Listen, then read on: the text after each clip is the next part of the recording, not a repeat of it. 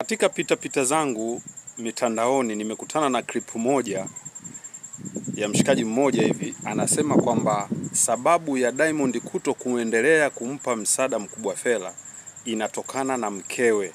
Alipewa pesa milioni 40 kipindi anakwenda India kumpeleka mumewe. Zile pesa imeonekana kwamba ameenda zake Dubai kula bata mkewe Fella. Yaani Watanzania bado hamjajua propaganda za Wasafi, hamjajua propaganda za Diamond. Diamond ni mzee wa propaganda. Diamond anataka kutoka katika huo mchezo, hataki kuingia kwenye hiyo lawama. Lazima atengeneze vitu, huna ulichokifuatilia kikawa kiko sahihi. Diamond anakwepa kusaidia, lakini sio kosa. Yaani Diamond kuto kumsaidia mkubwa Fella sio kosa. Mimi ninachokubali kwamba mkubwa Fella alikuwa analipwa Wasafi milioni 46, yeye mwenyewe amesema.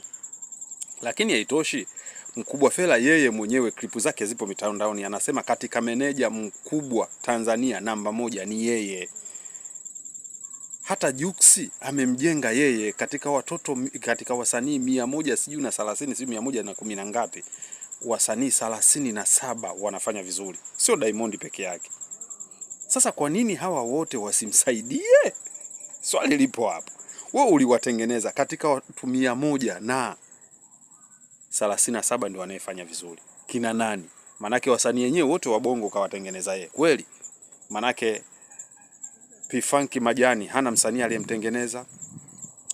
Clouds hawana msanii kutoka THT waliowatengeneza, yani manake tunamzungumzia Ruge. Wasanii wote amewatengeneza. Ni wasanii gani hao? Huu ni uongo.